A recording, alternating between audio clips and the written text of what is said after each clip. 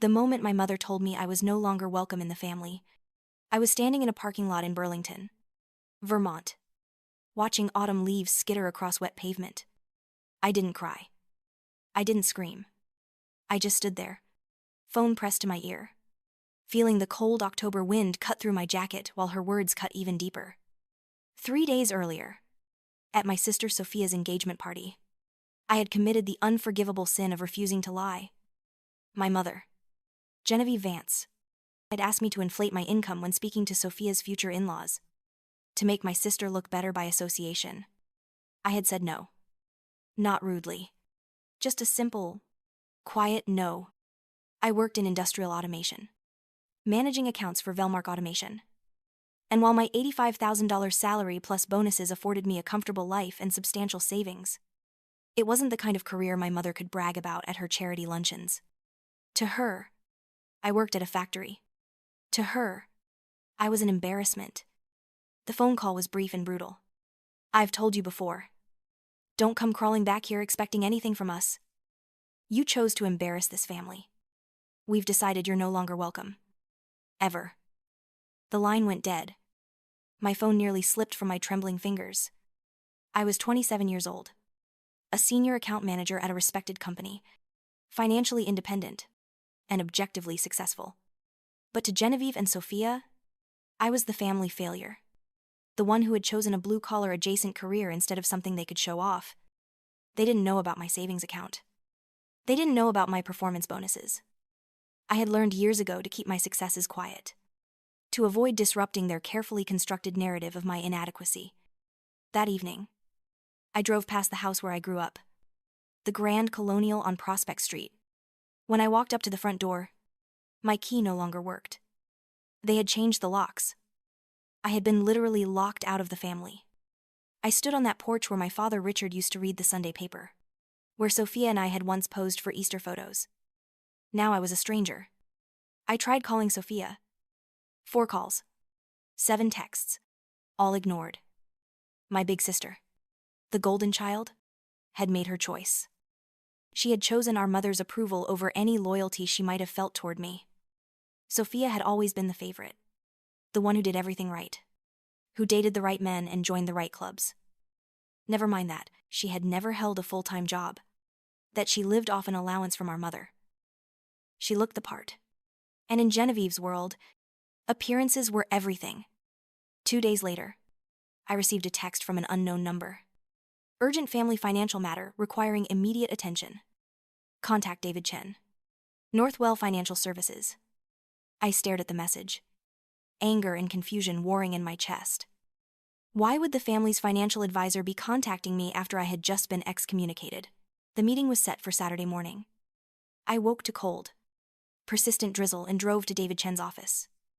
David was in his 50s, with silver threading through his black hair and worry lines around his eyes. He stood when I entered and shook my hand with both of his. "Eleanor, thank you for coming. Your mother and sister have made catastrophically poor financial decisions over the past 2 years." He opened a folder filled with statements and graphs. "They liquidated most of your mother's retirement accounts. They took out a substantial mortgage against the house, which your father had paid off completely. And they invested heavily in what turned out to be a fraudulent investment scheme." "They did what?" The fund was called Grandview Investment Partners. It promised 14% annual returns through diversified real estate. Very convincing presentations. Professional materials. Your mother and sister invested almost everything they had. "A Ponzi scheme," I said flatly. David nodded. "The FBI shut it down 3 months ago. The founder, Julian Thorne, is facing federal charges. Your family's exposure is approximately $400,000. The house is mortgaged to 80% of its value. Your mother has about $35,000 in accessible funds. Sophia has less than 8. If something doesn't change in the next 60 days, they will lose the house." "Why are you telling me this?" David slid a paper across the desk. "Because when your father set up his estate plan, he named you as primary beneficiary and emergency contact for all major financial accounts. Not your mother. Not your sister. You. He told me you were the only one he trusted to be responsible." I picked up the paper and saw my name in Dad's handwriting. Eleanor Vance. Primary contact. A rush of grief hit me mixed with bitter satisfaction that he had seen what they refused to acknowledge. Your mother doesn't know I'm meeting with you. She insisted everything was fine. But Eleanor, they won't figure it out. They're still spending as if nothing has changed. Last week, your mother donated $2,000 to a charity gala while the foundation crumbles. I drove home in a daze and spread the documents across my dining table. The more I researched, the worse it got. Grandview Investment Partners had been a textbook Ponzi scheme. Julian Thorne's resume was fabricated. The luxury real estate projects didn't exist. The returns were paid using new investors' money. I found articles about other victims who had lost everything. What made it worse was discovering that Genevieve was still pretending. Her social media showed photos from charity events, restaurant openings, gallery exhibitions. She was performing wealth while hemorrhaging money she no longer had. I sat at my table until after midnight, staring at numbers that represented the destruction of everything my father had built. The family that had thrown me away now depended on me to save them, even if they didn't know it yet. Sunday morning, I drove to Prospect Street. This time I wasn't just driving by. I parked in the driveway and rang the doorbell. Kept ringing until I heard footsteps. Sophia opened the door. She looked terrible. Her perfect blonde hair in a messy ponytail, dark circles under her eyes. She saw me and flinched. Tried to close the door. I put my foot in the gap. We need to talk. Mom said you're not allowed here. I'm not asking permission. Let me in. Or I will explain very loudly on this porch exactly why I'm here. She hesitated, then opened the door wider. I stepped inside and immediately noticed what was missing. The antique grandfather clock. Gone. The Persian rug. Gone. The crystal figurines. Gone. They had been selling things. Where's Mom? Upstairs. Eleanor.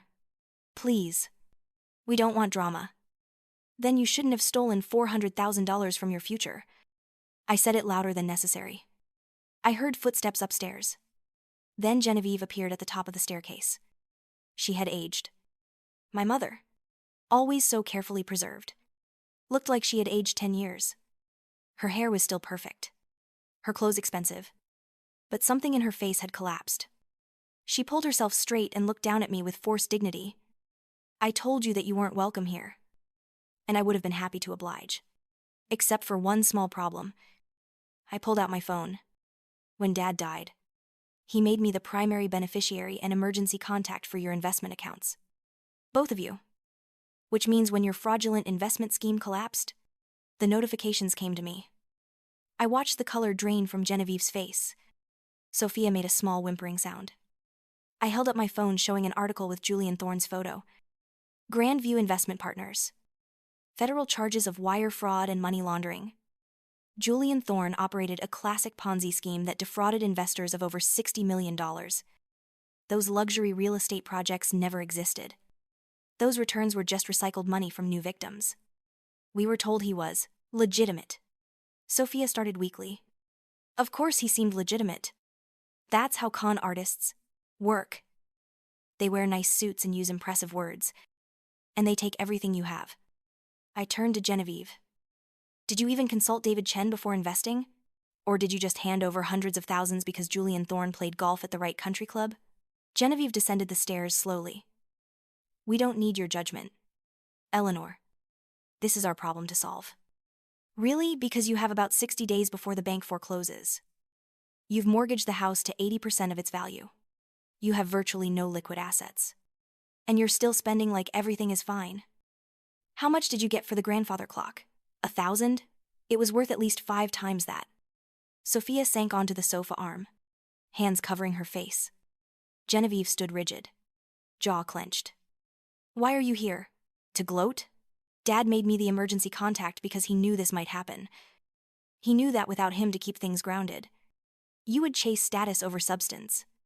He knew I was the only one who could be trusted to make rational decisions. He was right. The silence was thick and heavy. I watched them process that the daughter they had dismissed now held their entire future in her hands. You wanted me out of this family 3 days ago. You told me I was an embarrassment. You changed the locks. But here we are. You need me, whether you want to admit it or not. Genevieve's voice was barely above a whisper. What do you want? The question is whether you're willing to do what's necessary to fix this disaster. There is a way to save the house and stabilize your finances. But it requires massive changes. Tell us, Sophia said desperately. Please. First condition, complete transparency. No more lies. No more pretending. No more maintaining appearances at the expense of reality. You tell your friends the truth. You stop attending events you can't afford. You stop donating to charities with money you don't have. Genevieve opened her mouth to protest. I cut her off. I know what you're going to say. Your reputation. You're standing in the community. And I'm going to tell you that your reputation isn't worth losing your home. Dad would have said the same thing. But you were too busy judging my career to listen to him either. The barb landed. Genevieve's shoulders stiffened. Second condition, I get complete financial control. Every purchase over $500 requires my approval. Every investment goes through me and David Chen. You both enroll in financial literacy courses. You learn how to budget, how to evaluate risk, how to distinguish between an actual investment and a scam. You're asking us to give up our independence, Genevieve said. No. I'm asking you to give up your delusions. You can have independence when you've proven you can handle it. What else? Sophia asked with resignation. Third condition, you both get jobs. Real jobs. Sophia, you've never worked full-time in your life. You've lived off allowances. That ends now. You find employment paying at least $30,000 a year and contribute to household expenses. I'm getting married in 6 months, Sophia protested. I'm planning a wedding. Then you'll plan it around a work schedule like millions of other people. And speaking of the wedding, the venue you booked costs $40,000. You don't have $40,000. The wedding gets scaled back, significantly. Or it doesn't happen at all. Sophia's face crumpled. You can't do this. I can. And I am. This is the price of salvation. You want to keep the house? You want to avoid bankruptcy? This is how it happens. I turned to Genevieve. And you will also find work. Part-time at minimum. I don't care if you haven't been employed in 30 years. You're 62. Not 90. You're perfectly capable of contributing. I have community obligations. Volunteer positions. Then you'll learn to manage your time better. The garden club will survive without you. Your pride will not pay the mortgage. We sat in that stripped living room. The house that used to represent everything my family valued. I could see them struggling with the humiliation of needing me, with the reality that their carefully constructed world had collapsed. I'm not doing this for you, I said finally. I'm doing this for Dad. He worked his entire life to build something stable. And I won't let you destroy it completely. But make no mistake, if you want my help, you follow my rules. Every single one. No exceptions. No negotiations. And if we refuse? Genevieve asked. I gathered my papers and stood. Then David Chen will remove himself as your advisor. I'll decline to act as beneficiary. And you'll face foreclosure and bankruptcy alone. Your choice. The phone call came that evening. Sophia, not Genevieve. We agree to your conditions. All of them? All of them. Put Mom on the phone. There was a pause. Then Genevieve's brittle voice. We accept your terms. Eleanor. I'll meet with David Chen tomorrow. In the meantime, I want complete access to all accounts. All credit cards. All financial records. Passwords. Statements. Everything. You will not make a single purchase over $100 without clearing it with me first. Are we clear? Yes. Good. And Mother? The next time you think about dismissing someone's worth based on their job title, remember this conversation. Remember that the daughter you were embarrassed by is the only reason you still have a roof over your head. I hung up. My hands were shaking. I sat on my couch, surrounded by the life I had built independently of them, and let myself feel the full weight of what I had just done. I had taken control. I had forced them to acknowledge my value. But it didn't feel like victory. It felt like necessary surgery. The next 6 months were a masterclass in financial rehabilitation and ego destruction. I met with David Chen twice a week, developing a comprehensive plan. I paid off the most pressing debts using my own savings, documented as a loan I intended to collect. I negotiated with the mortgage company for modified payments. I canceled Genevieve's country club membership, the premium cable package, the housekeeping service. Every decision was a battle. Genevieve argued that I was stripping away their dignity. I reminded her that dignity wasn't found in club memberships and that she was welcome to pay for those things herself once she had income. Finding them jobs was perhaps the most satisfying part. I found Sophia a receptionist position at a dental practice. $32,000 a year. Full-time. With benefits. She cried. Claimed she couldn't possibly work 40 hours a week. You're 29 years old. Sophia. Most people have been working 40 hours a week since they were 22. You'll survive. I paused. About your wedding. You can get 70% of your deposit back if you cancel. I found a different location. A restaurant with a private room. For $8,000 total. 50 guests instead of 200. She took the job. The wedding got scaled back. Her fiancé's family was less understanding than I had hoped. Genevieve was harder. She claimed her age and lack of recent work history disqualified her from any position. I found her a part-time role at Beaumont's, an upscale boutique where she had spent thousands over the years. 20 hours a week. $15 an hour. She would be selling clothes to the same women she used to shop alongside. You're humiliating me, she said. No. Mother. You humiliated yourself by spending money you didn't have and falling for an obvious scam. I'm giving you a chance to recover with some dignity intact. Take the job. Or explain to the bank why you can't make your mortgage payment. She took the job. The first time I drove past Beaumont's and saw my mother through the window behind the counter, ringing up a purchase for one of her former country club friends, I felt savage satisfaction. This was what accountability looked like. I established monthly budget reviews. Every month, Sophia and Genevieve sat with me and David Chen and went through every purchase, every transaction.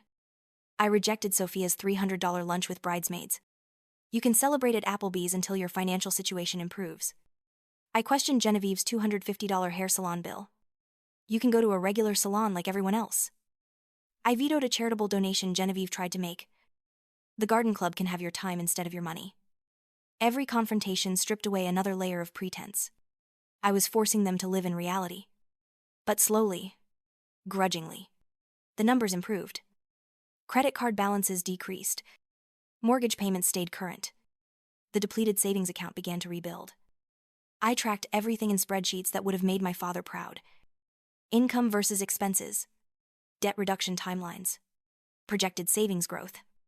When Sophia complained about not being able to afford new clothes, I showed her exactly how much she had spent on clothes the previous year versus how much she had earned. The number was horrifying. I enrolled them in a financial literacy course at the community college, a 10-week program taught by a no-nonsense instructor. They sat in classrooms with college students and recent immigrants and learned about compound interest and fraud prevention.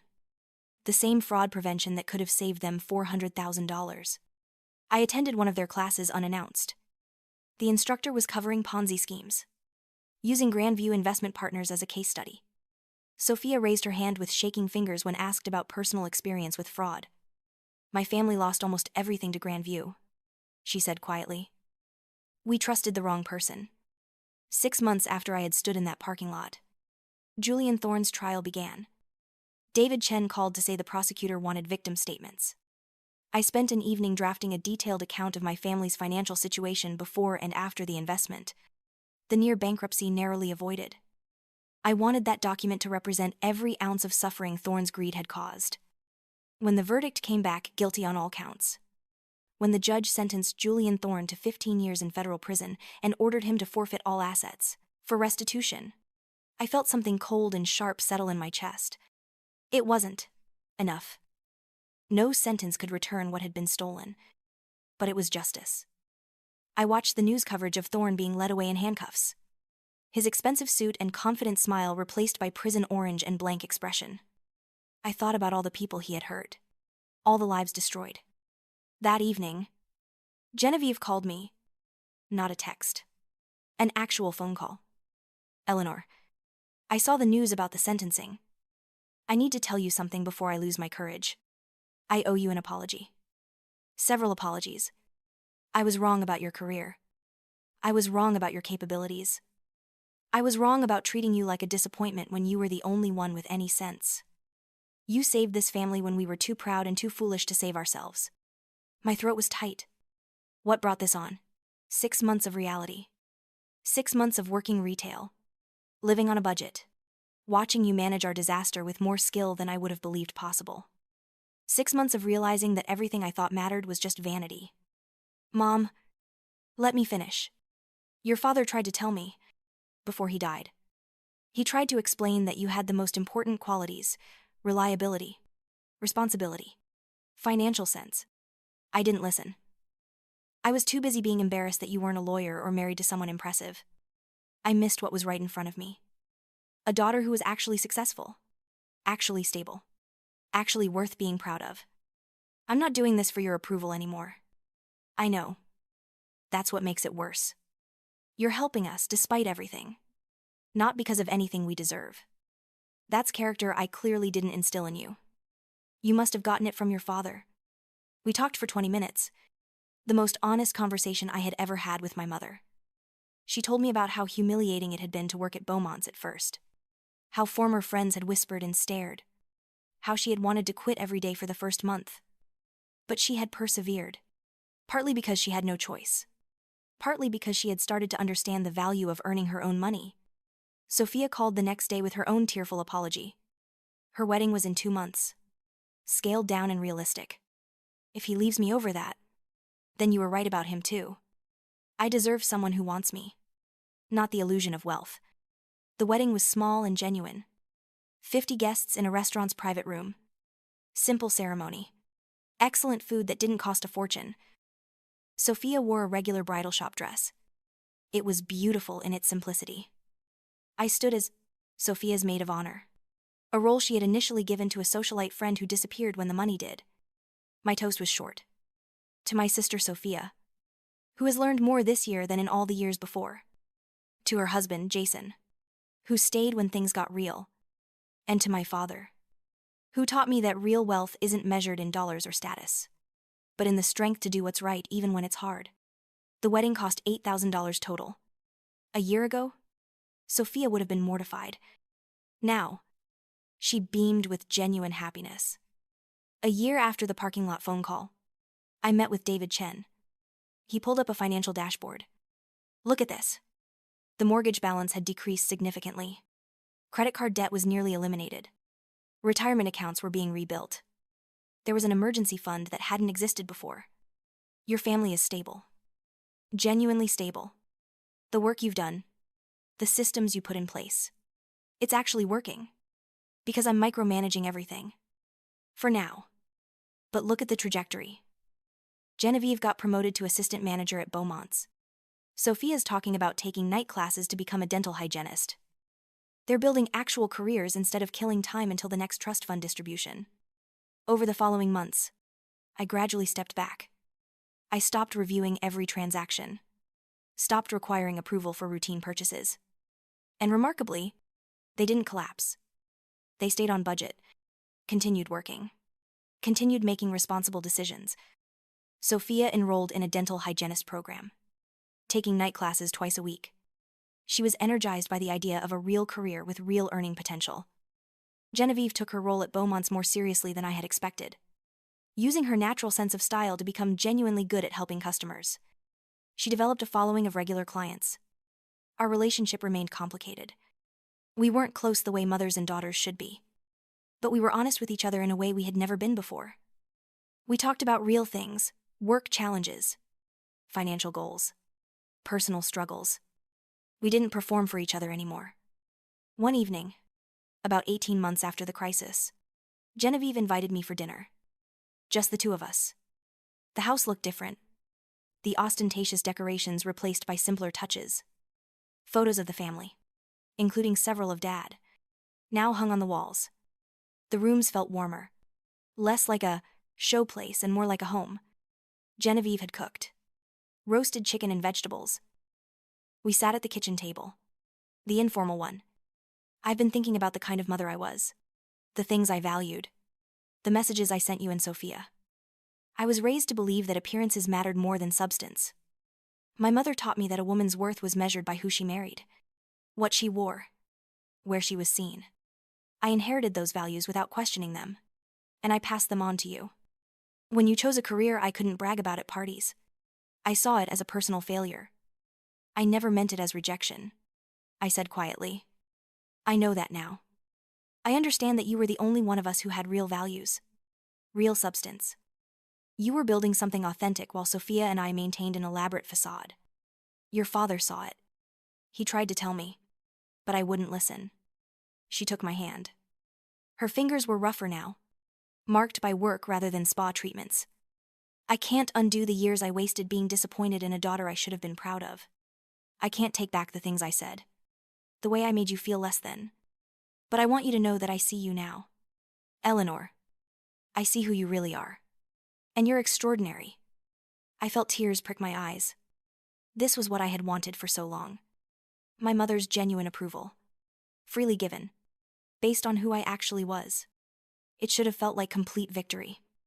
Instead, it felt bittersweet. Like receiving a gift years after you had stopped waiting for it. Thank you. That means more than you know.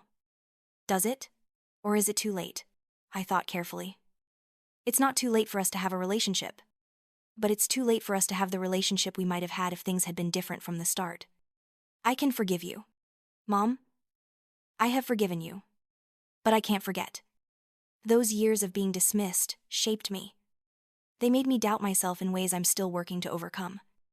I know. And I'm sorry. More sorry than I can express. We finished dinner in companionable silence. When I left that night, I hugged my mother with genuine warmth for the first time in years. We weren't healed. Not completely. But we were healing.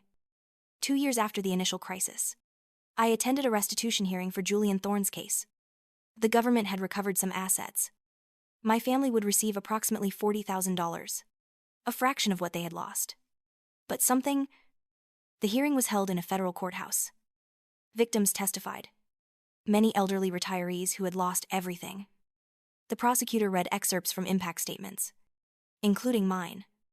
The defendant's actions nearly destroyed my family. Not just financially, but emotionally. The fraud cost us hundreds of thousands of dollars. But also our sense of security, our trust, our faith in our own judgment. The ripple effects will be felt for the rest of our lives. When the hearing ended, David Chen met me on the courthouse steps. How do you feel? Like this chapter is finally closing. Thorne's in prison. My family is stable. And I can finally stop defining myself by this crisis. I drove back to Burlington thinking about everything that had changed. My family was still imperfect. Still complicated. Still capable of driving me crazy. But they were also humbled, educated, and genuinely trying. Genevieve worked full-time now, had given up most society commitments, and lived within her means. Sophia had completed her dental hygienist training and was earning nearly $50,000 a year. Most importantly, they no longer took me for granted. They asked my advice on financial decisions. They celebrated my work accomplishments. They had learned to value substance over appearance. They had learned it the hard way, but they had learned it. As for me, I had learned that my worth wasn't dependent on anyone's recognition. I had learned that sometimes helping people means forcing them to face consequences rather than shielding them from reality. I had learned that love without respect is just another form of dysfunction, and that real family relationships require honesty, boundaries, and mutual accountability. I thought about the woman I had been 2 years ago, standing in that parking lot hearing my mother tell me I was no longer welcome. That woman had felt small, dismissed, inadequate. The woman I was now felt powerful, capable, and clear about her own value. The transformation hadn't happened despite the crisis. It had happened because of it. Over the next year, I completed a certification in financial counseling and started volunteering with a nonprofit helping fraud victims. I even started a blog about financial literacy and family dynamics. I wrote about my own experience, anonymized but honest. And the response was overwhelming.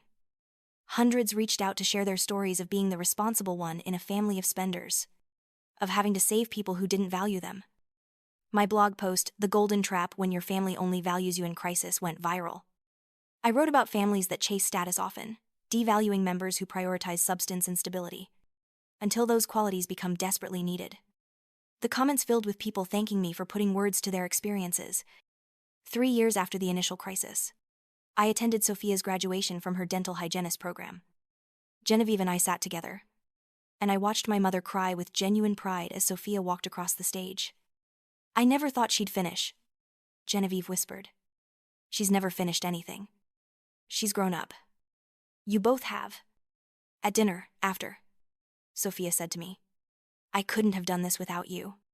When you made me get that job at the dental practice, I was so angry. I thought you were punishing me. But you were actually giving me the biggest gift, the chance to discover I was capable of more than I thought. You were always capable. You just never had a reason to try before." It was the most self-aware conversation I had ever had with my family.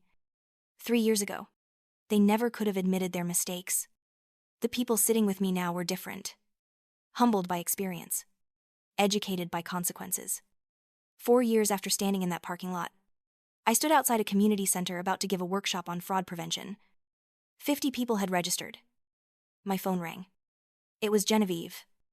"Eleanor, I just wanted to wish you luck with your workshop. I'm proud of you. Sweetheart, I'm proud of who you've become and who you've always been. I'm just sorry it took me so long to see it." We said goodbye. And I stood there feeling something I hadn't felt in years, uncomplicated. Happiness about my relationship with my mother. It wasn't perfect. It would never be what it might have been if things had started differently. But it was real. And it was honest. And it was enough. The workshop went well. I told an edited version of my family's story. Explained how the scheme had worked. Taught the audience to recognize warning signs. When I opened for questions, hands shot up. People wanted to know how to protect elderly parents, how to verify advisors, how to have difficult conversations about money. After, an elderly woman approached me. "Thank you. My husband died 2 years ago, and I've been terrified of making mistakes without him. Your advice about getting certified advisors and never investing in anything I don't understand. That's exactly what I needed. You're welcome. And remember, if an investment sounds too good to be true, it probably is." She smiled. "Your father would be very proud of you." I blinked back tears. "Thank you. That means everything." Driving home, I thought about my father, about the trust he had placed in me, about how he had seen qualities my mother and sister had missed. He had been gone for 8 years, had never witnessed the crisis or my handling of it, but I felt his presence in everything I had done. I had saved my family not because they deserved it, but because he had believed I could. I had rebuilt relationships because he had taught me the value of family, even imperfect family. I had found my purpose in helping others because he had modeled the importance of using your skills to serve. 5 years after the crisis, I sat in my father's old study, now converted into a home office I shared with Genevieve when I visited. On the wall hung his old graduation photo, where he looked young and hopeful and full of potential. I had accomplished what he had trusted me to do. I had saved the family he loved, not by enabling their dysfunction, but by forcing them to face reality and change. I had honored his memory not with empty sentiment, but with the kind of practical, determined competence he had valued. My family wasn't perfect. We probably never would be. But we were honest with each other now, respectful of each other's contributions, clear about boundaries and expectations. We had gone through fire and come out transformed. Most importantly, I had learned that being valued in crisis wasn't the same as being valued in peace. But it was a start. And from that painful beginning, we had built something real, something solid, something that might actually last. I looked at my father's photo and smiled. He had trusted me, and I hadn't let him down. I had brought justice to the Poblis family. And more importantly, I had found justice for myself.